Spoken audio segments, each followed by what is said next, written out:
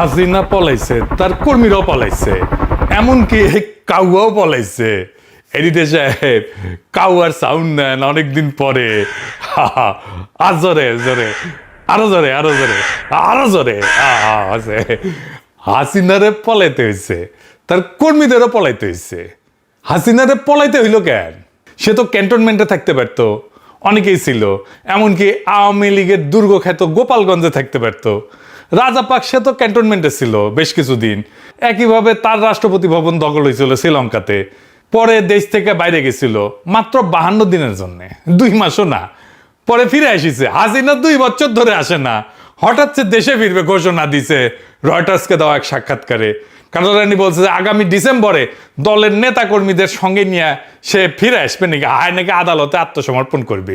হ্যাঁ, আমাকে ফাঁসির হুকুম দিয়েছে, আমাকে একটা মামলা দিয়ে মিথ্যা অনেক শাস্তি দিয়েছে। আমি এটা করি না। আমি বলবো ঠিক আছে, জেলখানা রেডি করেন, ফাঁসির মঞ্চ রেডি করেন, আমি আসছি। তারপর ওর লেসপেন্সার গুলো এক একজন করছে, আমাদেরও কইছে নেত্রী, আমরা একসাথে যাব, প্লেন ভাড়া করে নিয়ে আসবে নাকি, চার্টার করে।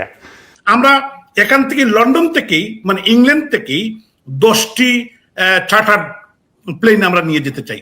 এটা আমাদের নিজস্ব, এটার মানে হলো সবাই কন্ট্রিবিউট করবে। আমাদের যারা নেতা কর্মী প্রত্যেকে তাদের টিকেটের টাকা দিবে এবং আমরা 10টি, তার মানে 220 সিটা, মানে 220 জন একটা প্লেনে যেতে পারবে। আমরা অলরেডি আমাদের এজেন্টদের সাথে কথা বলছি, তারা এটা ওয়ার্কআউট করছে, আমাদেরকে জানাবে এবং এই প্রস্তুতি সম্পন্ন আমরা ইতিমধ্যেই করে ফেলবো। প্রত্যেক জায়গায় আমাদের নেতৃবৃন্দ দায়িত্ব নিচ্ছেন। তো আমরা প্রস্তুতি নিচ্ছি এবং নেত্রীর, আমরা চেষ্টা করব নেত্রীর প্লেন লামার আগেই আমরা যাতে সেখানে থাকতে পারি। আমাদেরকেও তিনি নির্দেশনা দিয়েছেন যে আমরাও যেন সব তার সঙ্গে একসঙ্গে, আমরা যারা এখানে অবস্থান করছি আমরা যেন দেশে ফিরে যাই। আপনারা এটা শুনেছেন, এটাও জানেন আমাদের মাননীয় নেত্রী যা কিছু সিদ্ধান্ত নেন বুঝে শুনেই নেন এবং তিনি তার সিদ্ধান্ত অবিচল থাকে। এখন প্রশ্ন হইতেছে, হাসিনা কেন ফাঁসির দড়ি গলা পড়ার জন্য আসতে চাইতেছে? হাসিনা ফিরে আসাটা কি বাস্তবসম্মত? আসলেই কি সে ফিরবে বা চাইলেই কি ফিরতে পারবে? এই বিষয়টা বোঝার আগে ইন্ডিয়া হাসিনারে নিয়ে কি সমস্যায় পড়ছে সেটা একটু বুঝে দেখি। আসেন, আপনি নিজেরে ভারত রাষ্ট্রের জায়গায় বসান। আপনার কাজ হইতেছে ভারত রাষ্ট্রের স্বার্থ দেখা। এইভাবে চিন্তা করেন, আপনি হাসিনারে নিয়ে কি সিদ্ধান্ত নিতেন? তাহলে প্রথমে দেখতে হবে হাসিনা ইন্ডিয়ার কাছে কি লাগে। বাংলাদেশের ভবিষ্যৎ নেতা না, পরবর্তী প্রাইম মিনিস্টার আম্মু না, পরবর্তীতে যে দল ক্ষমতায় আসবে তার নেতা না। ইন্ডিয়া তো বেকুব না, তারা জানে হাসিনা, তার দল, তার 14 গোষ্ঠী জিন্দেগিতে বাংলাদেশে ক্ষমতায় আসতে পারবে না। তাহলে হাসিনারে সে পালবে কেন, রাখবে কেন? হাসিনা আশ্রয় নেওয়ার 1 মাসের মধ্যে আলাপ উঠেছিল হাসিনা ইন্ডিয়ার জন্য একটা কূটনৈতিক মাথা ব্যথা হয়ে উঠেছে, দেখেছেন?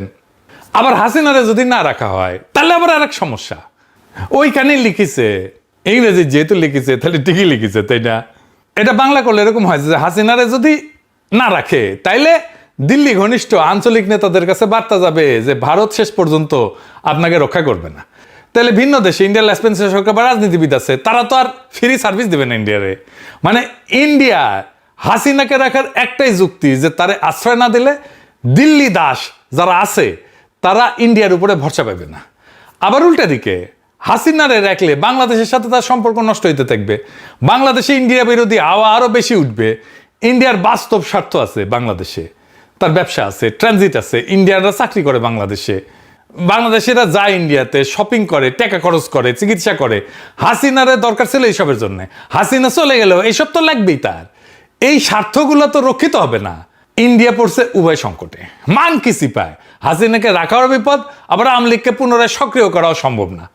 ইন্ডিয়া মূলত এই 2টা সমস্যার সমাধানের চেষ্টা করতেছে, কিন্তু তার হাতে কার্যত ভালো কোনো অপশনও নাই। এই কারণে নানা ধরনের চাপ হাসিনারে দিতেছে। আসলে তাকে চাপ দেওয়ারই কথা। এই চাপের মধ্যে হয়তো অসহায় হইয়া, বেপরোয়া হইয়া শেখ হাসিনা এই সমস্ত আউল ফাউল কথাবার্তা করতেছে। এই ধরনের কথাবার্তা বলার মধ্যে দিয়ে অবশ্য ইন্ডিয়াও পরীক্ষা করার চেষ্টা করছে যে কতটুকু সে পারে আরেকবার দেখে নেওয়ার জন্য। আমি মনে করি না ইন্ডিয়া যদি সত্যিকার অর্থে সুস্থিরভাবে কৌশলগত দিক বিবেচনা করে একটা পরিকল্পনা সাজায়, তাতে শেখ হাসিনাকে রেখা কিছু করা এবং শেখ হাসিনাকে দিল্লিতে রেখা এইভাবে কথাবার্তা বলতে দিয়াও খুব বড় কিছু অর্জন করা সম্ভব বলে আমি মনে করি না। ইন্ডিয়া শেখ হাসিনাকে অনিবার্য বলে মনে করে না, আসলেই তাই। শেখ হাসিনা ইন্ডিয়ার জন্য অনিবার্য না, অপরিহার্য না। হাসিনাকে অনাবশ্যক করে দেওয়ার চেষ্টা ইন্ডিয়া আগেও করেছে, সক্রিয়ভাবে করছে, ফাইনালি এক্সিকিউট করতে পারে নাই। কম ছিল সেই উদ্যোগ? আজকালকার চ্যানেলরা হয়তো সেই ইতিহাস জানে না। আসেন সেটা দেখি। শেখ হাসিনা যে তাদের কাছে অনিবার্য না, অত্যাবশ্যকীয় না, অপরিহার্য না, এই ভাবনাটা নতুন না। এটা 2008 সালে এরকম একটা পরীক্ষা নিরীক্ষা তারা করছিল। তখন র্যাটস দিয়া সংস্কারপন্থী আওয়ামী লীগকে জন্ম দেওয়ার চেষ্টা করে ইন্ডিয়াই করেছিল এটা। র্যাটস মানে জানেন তো, RATS, রাজ্জাক, আমু, তোফায়েল আর সুরঞ্জিত, এই 4 জনের নামের প্রথম অক্ষর দিয়া র্যাটস। এরাই আওয়ামী লীগ ভাঙতে চাইছিল, সেটা ব্যর্থ হয়েছিল। এটার পিছনে কৃতিত্ব শেখ হাসিনার না, তৎকালীন এই ফখরুদ্দিন মঈনুদ্দিন সরকার জনরোষে পড়ছিল, তাদের উপরে মানুষের আস্থা চলে গেছিল এবং নির্বাচন দিতে বাধ্য হয়েছিল। এই পরিপ্রেক্ষিতে শেখ হাসিনা তখন আবার পুনরায় তার দলের দখল নিতে সক্ষম হয়েছিল। তাছাড়া খবর আসছিল, আজকালকার চ্যানেলরা হয়তো জানেই না যে আগে একই নামে অনেকগুলো দল থাকতো। আবার আওয়ামী লীগ ভেঙে 3টা দল হয়েছিল, আওয়ামী লীগ হাসিনা, আওয়ামী লীগ রাজ্জাক, আওয়ামী লীগ মিজান। আর জায়জাদিনের শফিক রহমান ভাই আছে না, উনি আওয়ামী লীগ লিখলে পাশে ব্র্যাকেটে লিখতো হারামি, হারামি মানে হাসিনার হা, রাজ্জাকের রা আর মিজানের মি। আওয়ামী লীগের বিরুদ্ধে হিস্টোরিক একটা কালচারাল রেজিস্ট্যান্স কিন্তু ছিল। যাই হোক, আলাপে ফিরে আসি। তাই ইন্ডিয়ার হাতে আসলে একটাই বিকল্প আছে, যে আওয়ামী লীগ নামের এই ঘোড়ায় চেপে বাংলাদেশে আবার ফিরে আসার চেষ্টা করতে পারে। কাদের উপরে? যারা হবে তাদের বশংবদ দাস, যারা থাকবে তাদের কাছে চিরকৃতজ্ঞ। শেখ হাসিনা তো মাঝে মধ্যে ট্যাফও করতো, ফোঁস করতো ইন্ডিয়ার রুক্ষার সাথেও। এদের কারো কেন, এদের ছেলে মেয়ের কারো পক্ষেও ট্যাফও করা, ফোঁস করা সম্ভব হবে না ইন্ডিয়ার সাথে। এরা হবে চিরজীবনের জন্য কেনা গোলাম। শেখ হাসিনার চিন্তা এখন ইন্ডিয়া তারা তালাক দিয়ে দেয় নাকি। কিছুদিন টাকা পয়সা দিয়ে প্রচুর হয়েছে করলো, এক বাটপার মজুমদার আছে না, হ্যাঁ, ও সারা দুনিয়া ঘুরলো, টাকা পয়সা মনে হয় ভালোই পেয়েছিল, সব ঠান্ডা হয়ে গেছে। এতে এখন ইন্ডিয়া কই তোমার লোকজন কই, আর তো কাউরে মাঠে নামাইতে পারো না। তাই শেখ হাসিনার বাংলাদেশে ফিরে আসার এই চেষ্টাটা ভারতের দিক থেকে তার উপরে ক্রমাগত চাপের একটা বহিঃপ্রকাশ করতে পারে। অন্যদিকে ইন্ডিয়ার পক্ষ থেকে এটা পরখ করা যে এই মনস্তাত্ত্বিক চাপ সৃষ্টি করে বাংলাদেশ সরকার বিশেষত বিএনপির হাত মোচড়ানো যায় কিনা। আবার শেখ হাসিনার ডাকে সারা দিয়া মরিয়া হইয়া আওয়ামী সন্ত্রাসীরা কতটুকু অরাজকতা করতে পারে, বিশৃঙ্খলা তৈরি করতে পারে, এটাও একটা পরীক্ষা হয়ে যায়। এই সমস্তের বাইরে এই আওয়াজের কোনো মূল্য নাই আপাতত। যে সমস্ত বাকশালী সন্ত্রাসী এখনো দেশের আনাচে কানাচে বিক্ষিপ্ত এবং বিচ্ছিন্নভাবে জাতীয় সম্পদ লুণ্ঠনকারী হাসিনার জ্ঞাতি গোষ্ঠীর সমর্থনে মিছিল বের করে স্লোগান দেয়, তার মাত্রা কমে যাবে। আর দেখবেন সামনে কমে যাবে, এটা আর হবে না।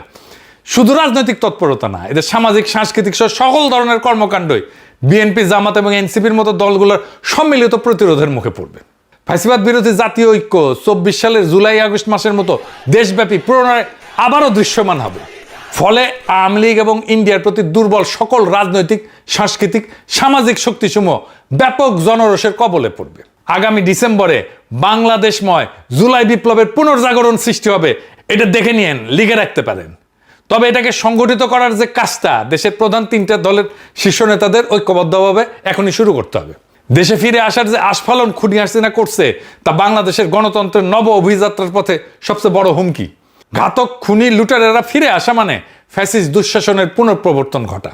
আমাদেরকে খুবই জোরের সাথে বলতে হবে যে শেখ হাসিনা ফিরে আসতে চাইছে, ভালো কথা, শেখ হাসিনা ফিরে আসুক, আমরা অবিলম্বে শেখ হাসিনার ফাঁসির রায় কার্যকর করব।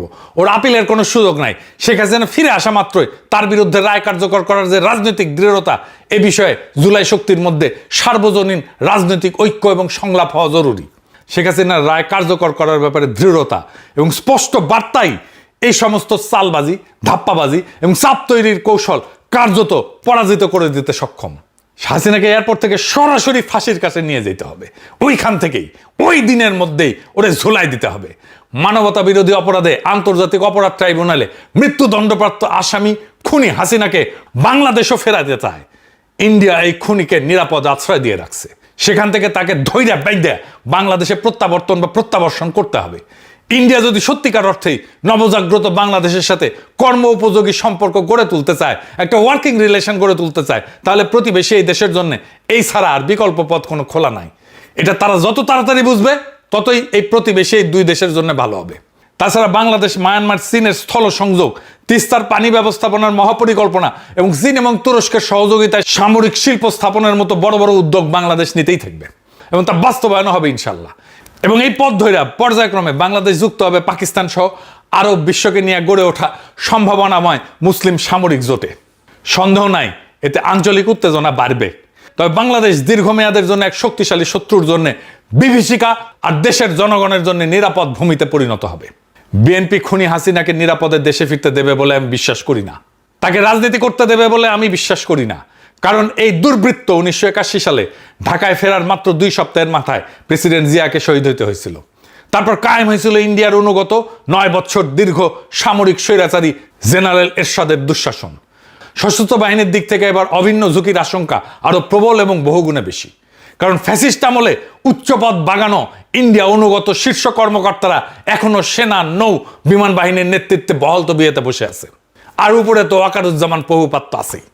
তাছাড়া 91 থেকে 96 এবং 2001 থেকে 2006 মেয়াদে দেশনেত্রী বেগম খালেদা জিয়ার সরকারের শাসনামলে আওয়ামী লীগ এবং তার জোটসঙ্গীরা বিএনপিকে একদিনের জন্য স্বাভাবিক, স্থিতিশীল, শান্তিতে দেশ পরিচালনা করতে দেয়নি। এই সমস্ত অশুভ কার্যক্রম পরিচালনার ক্ষেত্রে বাংলাদেশ বিধ্বংসী এবং গণতন্ত্রের শত্রু এই আওয়ামী লীগ এবং তার সহযোগী দলগুলা সবসময় প্রতিবেশী ইন্ডিয়ার কাছ থেকে সব ধরনের সহযোগিতা পাইছে। এর পরের ইতিহাস বাংলাদেশের জাতীয়তাবাদী শক্তি এবং গণতন্ত্রকামী জনগোষ্ঠীর জন্য ভয়াবহ এবং বর্বরতায় পূর্ণ। দেশবাসী কিভাবে ভুলবে নিষ্ঠুরতা এবং নির্মমতার সেই পাষাণ হৃদয় সীমারের যুগের স্মৃতি? 2009 থেকে 2024 জুলাই বিপ্লব পূর্ববর্তী মুহূর্ত পর্যন্ত 15.5 বছর বাংলাদেশ পতিত এবং পরিণত হয়েছিল হাজারো সন্তানহারা মা, পিতা এবং হারানো বাচ্চাদের কান্নার কারবালায়। শুধু কি তাই, এই মহান নেত্রী বেগম খালেদা জিয়া এবং শহীদ প্রেসিডেন্ট জিয়াউর রহমানের কনিষ্ঠ পুত্র নির্যাতিত আরাফাত রহমান কোকর দুঃসহ জীবন এবং মর্মান্তিক মৃত্যুর পটভূমিকে মুছে ফেলা যাবে? যে যতই দয়াশীল এবং মহানুভব এবং সহিষ্ণু হোক না কেন, ইনশাল্লাহ এই ইতিহাসের উপরেই বাংলাদেশের ভবিষ্যৎ রচিত হবে। এর বাইরে অন্য কোনো পথ আর খোলা নাই। মহান আল্লাহ তাআলা রহমানুর রহিম, পরম ক্ষমাকারী, তিনিও বারবার ইনসাফ অর্থাৎ ন্যায় বিচারের কথা বলছেন। আমরা ন্যায় বিচার চাই। আর শেখ হাসিনা যদি নিশ্চিত হয় এবং সেই ক্ষেত্রে ইন্ডিয়াও যদি বুঝে যায় কোনো রকমের আলাপ আলোচনা সমঝোতা পেছনের দরজা দিয়ে কোনো কিছু ডিল করে আসলে নিশ্চিত হওয়া যাচ্ছে না যে শেখ হাসিনাকে ঝুলতে হবে না, তাহলে শেখ হাসিনার বাপ, 14 গোষ্ঠী এবং ইন্ডিয়া কারো পক্ষে এই ঝুঁকি নেওয়া সম্ভব না যে ওই সে হাসতে হাসতে তার দলবল নিয়ে বাংলাদেশে ঢুকে পড়বে। হাসিনা কেন, হাসিনার সাথে দেশ থেকে পালায় যাওয়াদের মধ্যে থেকে এরকম আসার চেষ্টায় স্বপ্ন কল্পনায় যারা যুক্ত হবে তাদের সকলের জীবন বিপন্ন হওয়ার আশঙ্কা আছে। উপরন্ত আওয়ামী লীগ এবং তাদের দুঃশাসনের সময়কালে যারা জোট সঙ্গী ছিল, দেশের ভেতরে থাকা এরকম কেউই আর নির্বিঘ্নে জীবনযাপন করতে পারবে না। দেশে গৃহযুদ্ধ শুরু হয়ে যাবে। হাসিনার দলের লোকেরা যত বেশি ট্যাফও করবে, সবগুলোর সানডে মানডে ক্লোজ হয়ে যাবে। আজকে দেখলাম আম্মার রাজশাহী ইউনিভার্সিটিতে কেলানি দিচ্ছে। সাবাস, বাঘের বাচ্চা। আওয়ামী লীগ, ছাত্রলীগ, যুবলীগ যেখানে পাবেন উদাম কেলানি দিবেন। অনেকদিন ভালো মন্দ ওরা কিছু খায় না, কেলানি তো ভাইটামিন আছে। ডিসেম্বর পর্যন্ত কেলানি চলবে, ওদের কেলানিতে সোয়াব আছে। ইনকিলাব জিন্দাবাদ, বাকশাল তাড়ানো জিন্দাবাদ, লীগ কেলানো সফল হোক।